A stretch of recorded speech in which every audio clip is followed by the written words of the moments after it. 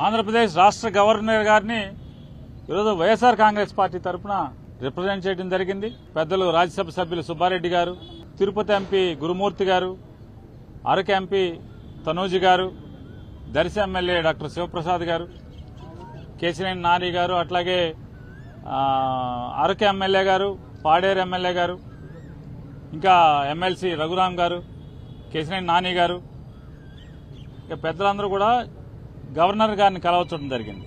Counting అయిపోయిన తర్వాత, ఎన్నికల లెక్కింపు అయిన తర్వాత ఈ ఆంధ్రప్రదేశ్ రాష్ట్రంలో జరుగుతున్నటువంటి బీహార్ తరహా కిరాతకాలు, బీహార్ తరహా హింసా రాజకీయాలు ఇవన్నీ కూడా గవర్నర్ గారి దృష్టికి తీసుకెళ్తామైంది.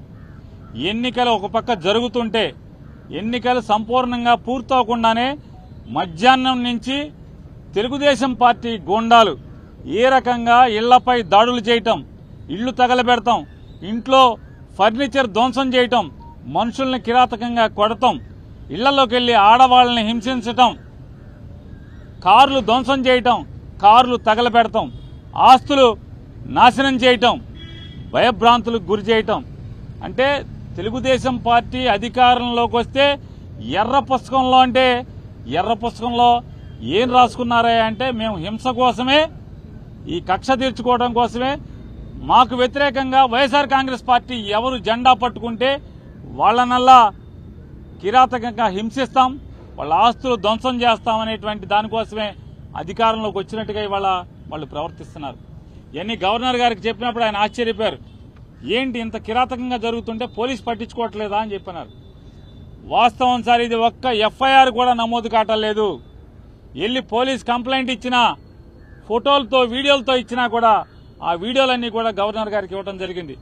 ఇంకా ఎక్కడెక్కడైతే జరుగుతున్నాయో అన్నీ చెప్పడం జరిగింది.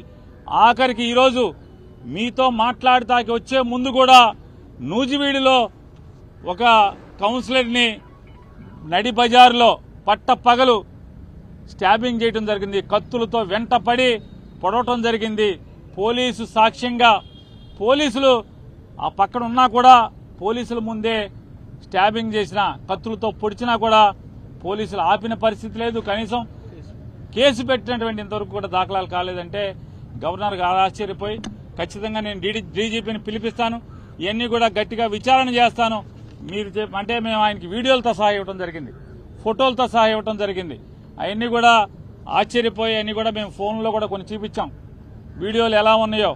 ఇంకా మా దగ్గర చాలా వీడియోలు ఉన్నాయండి అని చెప్తే అవన్నీ కూడా మా సెక్రటరీ గారికి పంపించండి, నేను చూస్తాను, వెంటనే యాక్షన్ తీసుకుంటాను. పోలీసుని గెలిపోవటంలు అనేవి సహజంగా ఉంటాయి, కానీ ఈ రకంగా కిరాతకం, ఈ రకంగా హింసా ప్రవృత్తి, ఈ రకంగా విధ్వంస ధోరణి అనేది చేస్తే ఇంక ప్రభుత్వం ఎలా ఉన్నట్టా లేనట్టా, ఇది డెమోక్రసీ కదా అని చెప్పి ఆయన చెప్పడం జరిగింది. ఆయన కూడా సోదాహరణంగా వివరించాం. ఇంకా ఎక్కడెక్కడ సంఘటనలు జరుగుతున్నాయో, ఎక్కడెక్కడ అన్ని వీడియోల్ని, ఫోటోల్ని అన్ని ప్రతిదీ కూడా ఆయనకి పంపిస్తామని చెప్పాం. ఖచ్చితంగా పంపించండి, నేను యాక్షన్ తీసుకుంటాను, కంట్రోల్ చేస్తానని చెప్పని చెప్పారు. అలాగే ఆంధ్ర రాష్ట్ర ప్రజలకు కూడా తెలియజేస్తున్నాం, గవర్నర్ గారికి ఏది చెప్పామో మీకు కూడా అదే చేస్తున్నాం. ఇవాళ అంటే 4వ తారీఖు మధ్యాహ్నం నుంచి ఏ రకంగా తెలుగుదేశం పార్టీ హింస ప్రవృత్తితో చెలరేగిపోతుందో, హింసను ఏ రకంగా ఈ ఆంధ్ర రాష్ట్రం మీద ప్రజ్వలింపజేస్తున్నారో, అంటే వాళ్ళు గెలిచింది ఈ రకంగా ధ్వంసకాండ కోసమా, ఈ రకంగా హింసాకాండ కోసమా ఇవాళ ప్రజలు ఓటేసిందా చంద్రబాబు నాయుడు గారికి, కూటమికి అని చెప్పని మేము మీ ద్వారా, ప్రజల ద్వారా ఇవాళ తెలుగుదేశం పార్టీని, కూటమి నాయకుల్ని హెచ్చరిస్తున్నాం. ఈ రకంగా మీరు ప్రోత్సహిస్తే ఈ సంస్కృతిని, బీహార్ సంస్కృతిని ఆంధ్ర రాష్ట్రంలో కనుక మీరు బీజం నాటితే ఎల్లకాలం మీరేం ఉండరు కదా. అంటే ఈ రాష్ట్రానికి కొత్తగా ఏం సంస్కృతి తీసుకొస్తున్నారు మీరు అంటే, ఇది అందుకోసమే జగన్మోహన్ రెడ్డి గారు కూడా ఈ ఎక్కడెక్కడైతే రాష్ట్ర వ్యాప్తంగా 26 జిల్లాల్లో హింస ప్రజ్వరిల్లుతుందో, ఈ భీకరంగా ఈ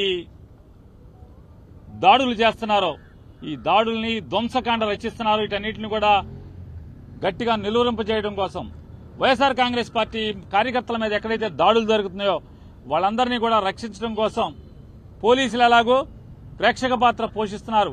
పైన చంద్రబాబు నాయుడు కూటమి నాయకుల యొక్క ఒత్తిడి మేరకు పోలీసులు ఏ రకంగా నిర్వీర్యంగా చూస్తూ ఊరుకుంటున్నారో, తోలుబొమ్మల్లాగా చూస్తూ ఊరుకున్నారో, వీటన్నిటిని కూడా మేము కూడా మా కార్యకర్తలను కాపాడుకోవడం కోసం 26 జిల్లాల్లో మాజీ మంత్రులతో, ఎమ్మెల్యేలతో, ఎమ్మెల్సీలతో వీళ్ళందరితో కూడా 26 జిల్లాల్లో కమిటీలు ఏర్పాటు చేయడం జరుగుతుంది.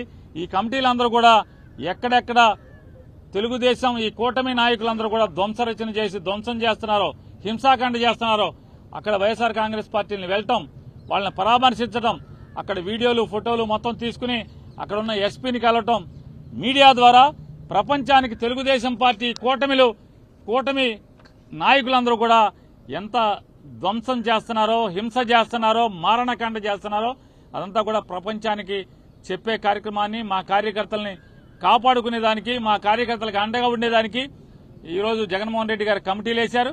ఆ కమిటీలన్నీ కూడా రేపటి నుంచి ఆ కార్యక్రమాల్లో ఎక్కడెక్కడైతే దాడులు జరిగినాయో, దాడులు జరిగిన వెంటనే సమాచారాన్ని అందుకు వెళ్తాం గానీ, అలాగే లీగల్ టీంలన్నీ కూడా రాష్ట్ర వ్యాప్తంగా ఉన్న 26 నియోజకవర్గాల్లోని వైఎస్ఆర్ కాంగ్రెస్ పార్టీ లీగల్ టీంలన్నీ కూడా యాక్టివేట్ చేయడం జరిగింది.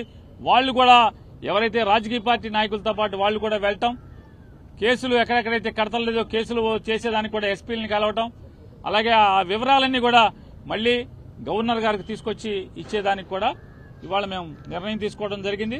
ఇవాళ మరొకసారి కూటమి నాయకుడైన చంద్రబాబు నాయుడు గారిని కూడా గట్టిగా మేము హెచ్చరిస్తున్నాం. ఈ బీహార్ సంస్కృతిని లేదా ఈ వేటాడే అధికారాన్ని అడ్డం పెట్టుకుని ఈ వేటాడేటువంటి, ధ్వంసం చేసేటువంటి, ఆస్తులు తగలబెట్టేటువంటి లేదా మనుషుల్ని ప్రాణహాని చేసేటువంటి, నరికేటువంటి, కత్తులతో దాడులు చేసేటువంటి సంస్కృతిని ప్రారంభిస్తే ఖచ్చితంగా దీని పర్యవసానాలు అనుభవించాల్సి వస్తుంది భవిష్యత్తులో అని కూడా చంద్రబాబు నాయుడు గారికి హెచ్చరిక చేస్తూ ఇది మానుకోమని చెప్పని, కట్టిపెట్టమని చెప్పని, అలాగే వారిని గట్టిగా డిమాండ్ చేస్తూ పోలీసును కూడా, అధికారులను కూడా మేము డిమాండ్ చేస్తున్నాం. ఈ రకమైనటువంటి చేస్తే భవిష్యత్తులో చేయగలిగేదే ఉంటుంది. పిల్లిని గదిలో పెట్టి కొడితే పిల్లి కూడా తిరగబడుతుంది ఆత్మరక్షణ కోసం. ఖచ్చితంగా వైఎస్ఆర్ కాంగ్రెస్ పార్టీ కార్యకర్తలను కాపాడుకుంటాకి మేము కూడా తిరుగుబాటు చేయాల్సిన పరిస్థితులు వచ్చేదాకా తీసుకురాబాకండి అని చెప్పని కూడా వారికి తెలియజేసుకుంటూ, గవర్నర్ గారు గట్టిగా చెప్పారు, పోలీసుని పిలిపించి వీటన్నిటి మీద విచారణ చేయిస్తాను, ఈ ధ్వంస రచనని, ఈ హింసాకాండని కంట్రోల్ చేస్తానని చెప్పని కూడా గవర్నర్ గారు చెప్పడం జరిగింది.